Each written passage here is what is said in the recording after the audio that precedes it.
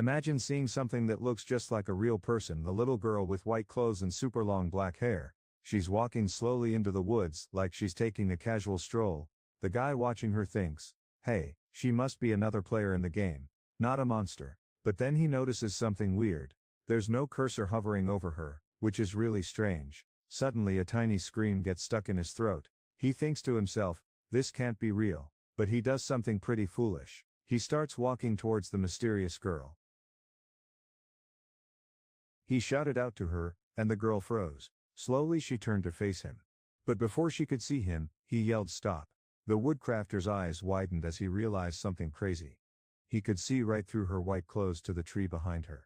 Asuna let out a silent scream and grabbed Kirito's hair tightly. Kirito knew he was in trouble if she turned all the way around, so he took off running as fast as he could. As he got closer to town and saw the lights, he thought he was finally safe. He turned around to look back, but there was no one there. The end, he said with a smirk. But that joke didn't go over well with Asuna. You stupid jerk, she yelled, jumping off his shoulders and getting ready to punch him in the back. Just as she was about to throw the punch, something caught her eye. Way out in the dark forest, she saw a flash of white. Asuna's heart started racing as she stared at the mysterious thing. She felt a bad feeling growing inside her, like something was off. She focused all her attention on the white shape, wondering what it could be. Imagine having a superpower that helps you notice tiny details that others might miss. That's what happened with her search skill. It wasn't as strong as Kirito's, but it was still really good. When she focused on something, it suddenly became super clear. She saw every little thing about it. As she looked around, she noticed something white moving gently in the wind. At first she thought it might be a leaf or a piece of paper, but it wasn't either of those things. It wasn't a rock or a stick either. Then she realized, it was a piece of cloth, and not just any cloth, but a simple dress that you could wear all by itself. Imagine seeing something that makes your heart skip a beat. Asuna's eyes landed on a tiny figure in a white dress, standing perfectly still. It was a little girl with two thin legs extending down from the hem of her dress. She looked just like the girl in Kirito's favorite story, but what was really weird was that she wasn't moving or saying a word, she was just watching them. Asuna felt her eyes getting heavy, like she was about to pass out. But she forced herself to speak, barely whispering, "K Kirito, over there." She tried to point, but her arm wouldn't budge. Kirito followed her gaze and his eyes widened in shock. He stood frozen, unable to believe what he was seeing. "You've got to be kidding me," he whispered, his voice shaking with surprise. The little girl didn't flinch, she just kept staring at them with an unblinking gaze.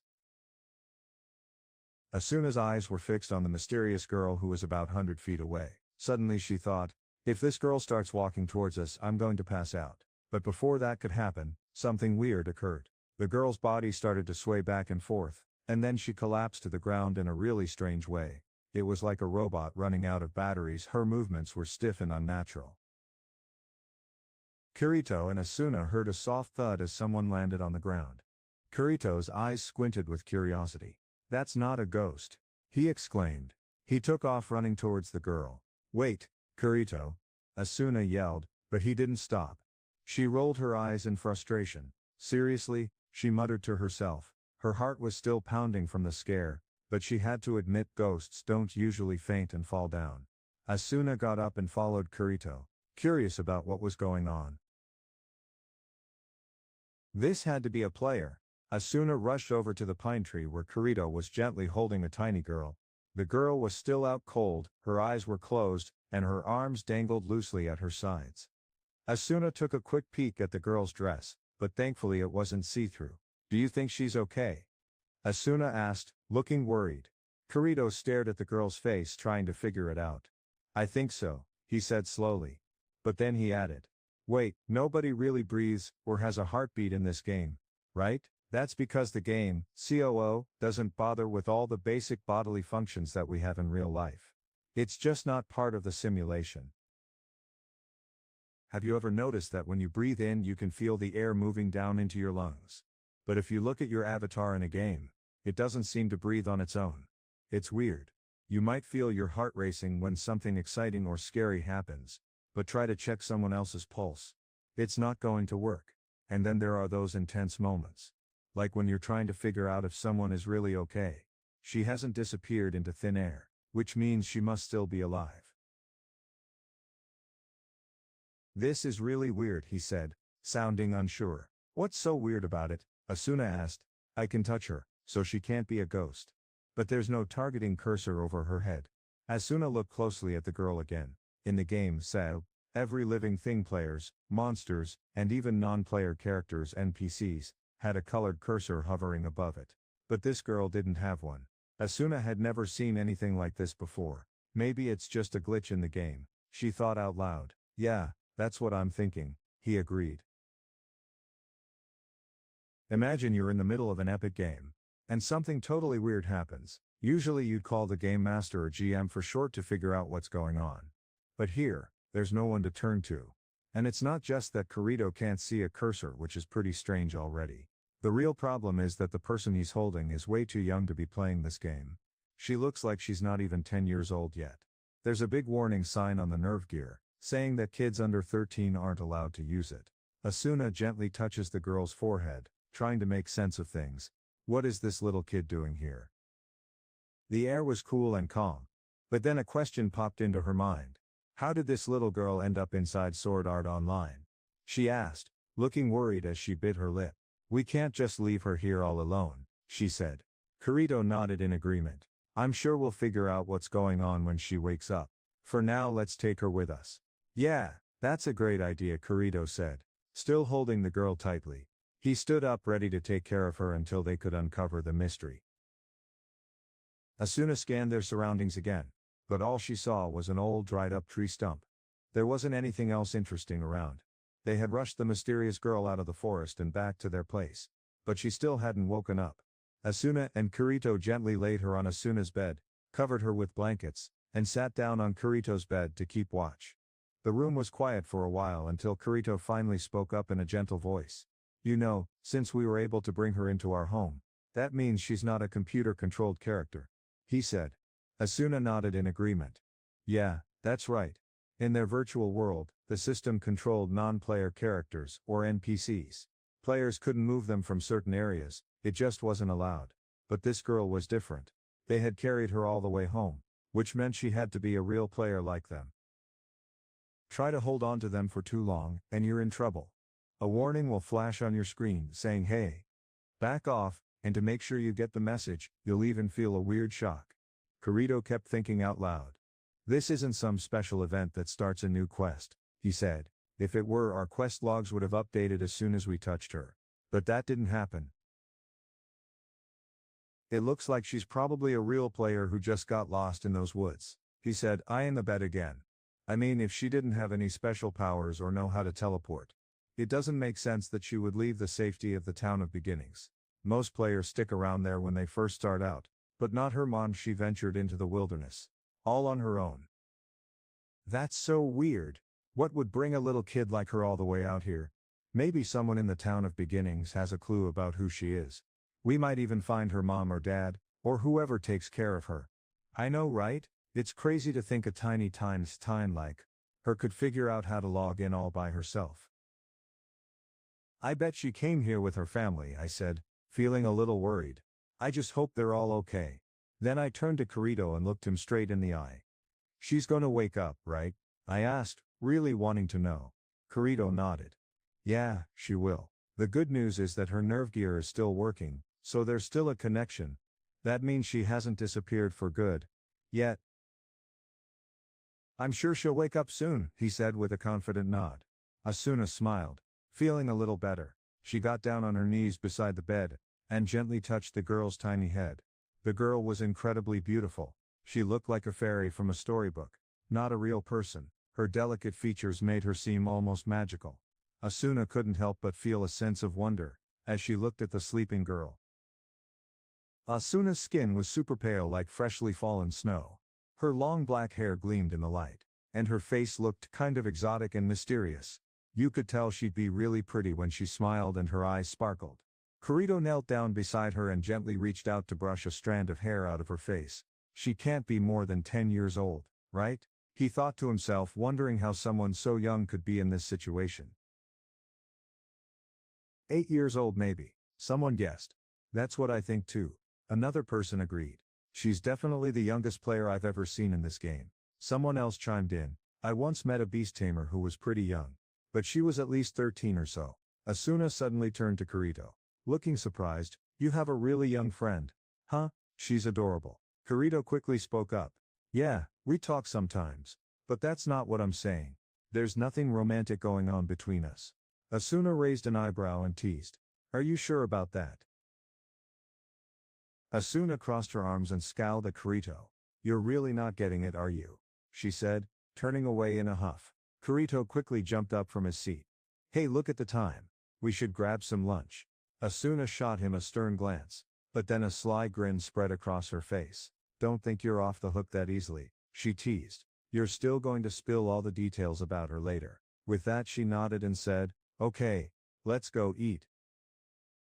Time for some tea. As the sun set on the late fall afternoon, the little girl slept peacefully. The red light from outside faded into darkness, and the room grew cozy. Asuna closed the curtains and turned on the wall lamps just as Kirito walked in from the village. He shook his head, which meant he hadn't found any clues about the mysterious girl. Dinner wasn't very fun that night. They just had some simple soup and bread. It was hard to be cheerful when they were worried about the little girl. After they ate, Kirito pulled out some newspapers he had bought earlier. But these weren't like the big newspapers you'd find in the real world. They were more like small single sheets of paper about the size of a magazine. Imagine holding a piece of paper that's actually a computer screen. You can scroll through it like you're browsing a website.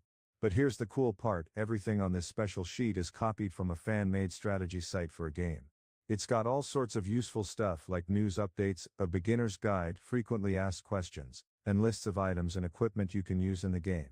It's like having a cheat sheet right in your hands. Kirito and Asuna were on a mission to figure out who the mysterious girl was. They scanned a list of wanted people, hoping to find some clues. Maybe someone was looking for her. But after searching for what felt like forever, they came up empty-handed. Nothing, Kirito said, shaking his head. Nothing, Asuna agreed. They both slumped their shoulders in disappointment. Now, all they could do was wait for the girl to wake up and tell them her story herself. Usually they like to chill out at night by chatting, playing simple games, or taking a walk under the stars. But tonight, nothing seemed fun. The mood just wasn't right. Maybe we should just go to bed, Kirito suggested. Asuna nodded in agreement. Yeah, Kirito let out a sigh. They turned off the living room lights and headed to their bedroom, ready to call it a night. It was time for bed. The little girl had already claimed one of the beds, so Kirito and his friend would have to squeeze in together in the other one. But that wasn't a big deal. They usually ended up cuddled up together anyway. They quickly changed into their comfy night clothes and then turned off the lamp. As soon as they slipped into bed, Kirito did something pretty cool. He fell asleep instantly. It was like he had a special power or something. Asuna turned to talk to him, but he was already fast asleep, breathing slowly and steadily. Wow, he falls asleep fast, she whispered to herself. Then, she looked over at the other bed in the room. The little girl with black hair was still sleeping peacefully in the pale blue darkness. Asuna had been trying not to think about the girl's past. But now she couldn't help wondering, what if the girl had a parent, or an older brother or sister who took care of her? That would make sense. But something about the girl's story didn't add up. And Asuna's curiosity was growing. Imagine being all alone in a new world for 2 whole years. You're only 8 or 9 years old and you're constantly scared, and by yourself. That would be super tough on anyone, especially a kid. Asuna couldn't help but think about how bad it could have been for this little girl. What if she had gotten so hurt, not just her body but also her mind? Maybe she was all alone in that forest and the stress of it all made her pass out, or even worse, get stuck in a coma. Asuna's imagination started to run wild with all the terrible things that could have happened. Imagine being trapped in a video game with no one to turn to for help. That's what life was like in Anchorad. There were no counselors to talk to, or game experts to guide you through tough times. Kirito and Asuna, 2 of the best players, knew they had a long way to go before they could escape the game. It would take at least 6 more months, and it wouldn't be easy. One reason they took a break from fighting was that they were so much stronger than everyone else. It made it hard to find people to team up with. Asuna met a girl who was really struggling. but no matter how much she wanted to help, there were some problems that even Asuna couldn't fix. The sad thought hit Asuna like a punch to the heart. Before she even realized it, she was out of bed, and standing beside a little girl's bed. Asuna gently stroked the girl's hair, then lifted up the blankets and snuggled in beside her.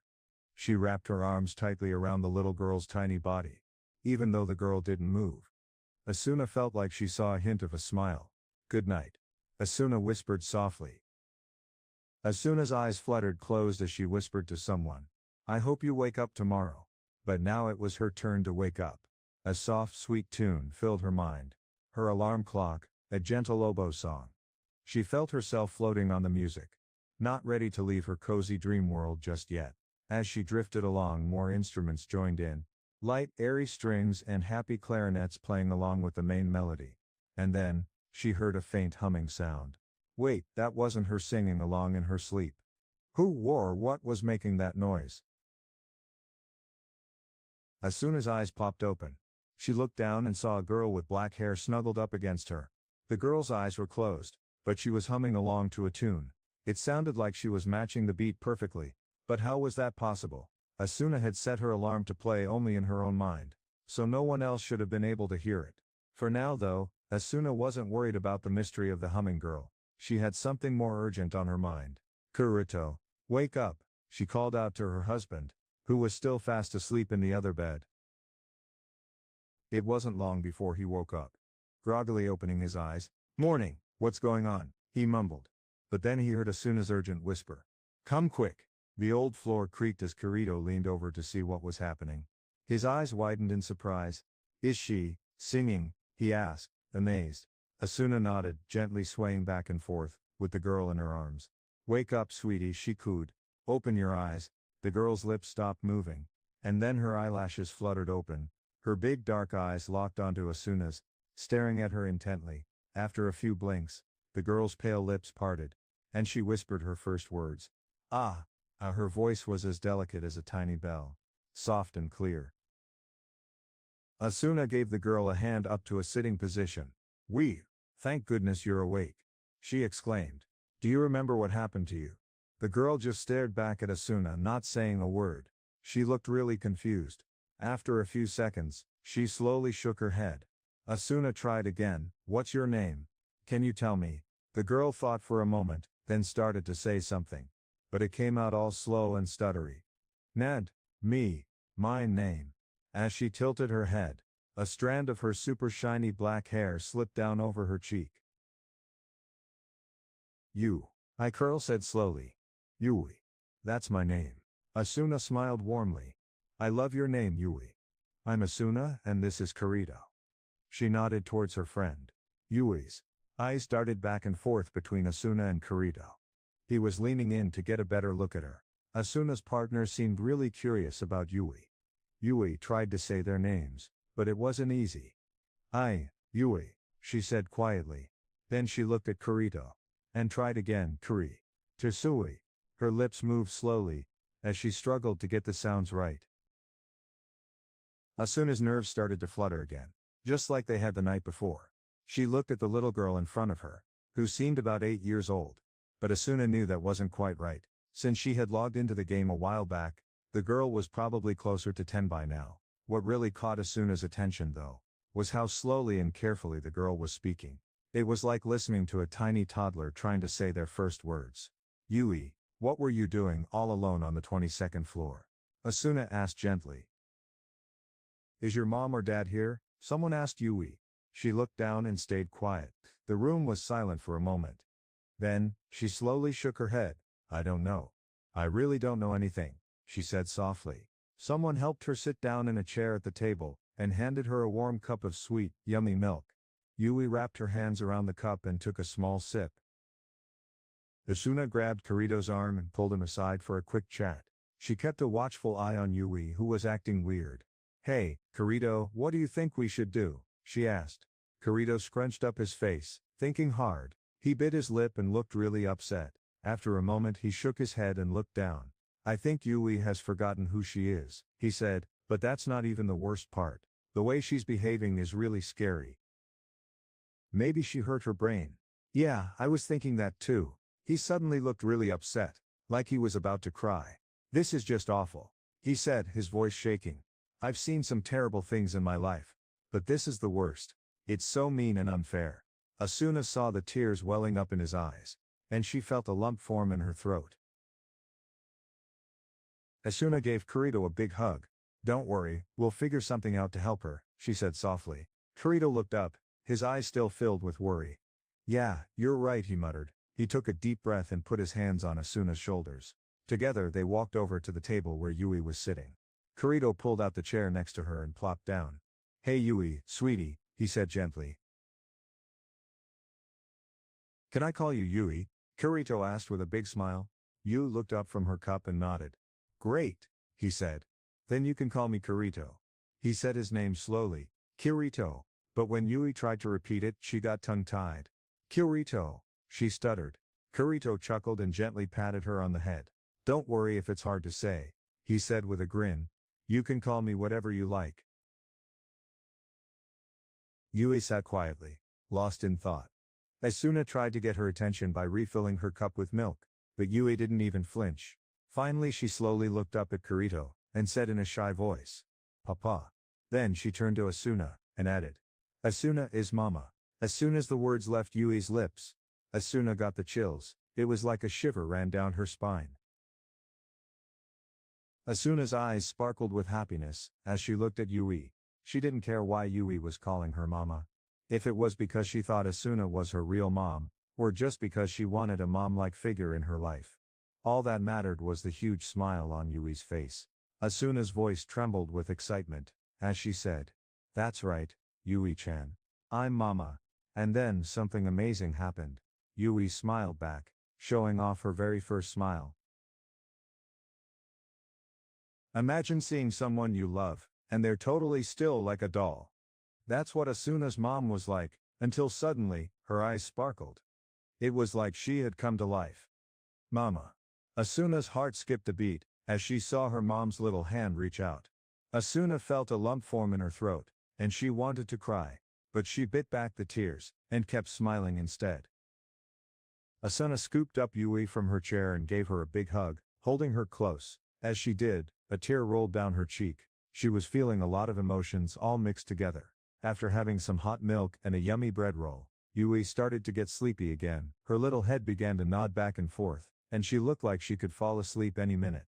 Asuna smiled as she watched Yui from across the table, gently wiping away her own tears. She looked at Kurito, trying to explain how she felt. But the words got stuck in her throat. She stuttered. She took a deep breath and tried again. "I'm sorry, I just don't know what to do." Kurito's eyes filled with kindness as he listened to her. After a moment he spoke up. "You want to stay here and help your friend until she remembers who she is, right?"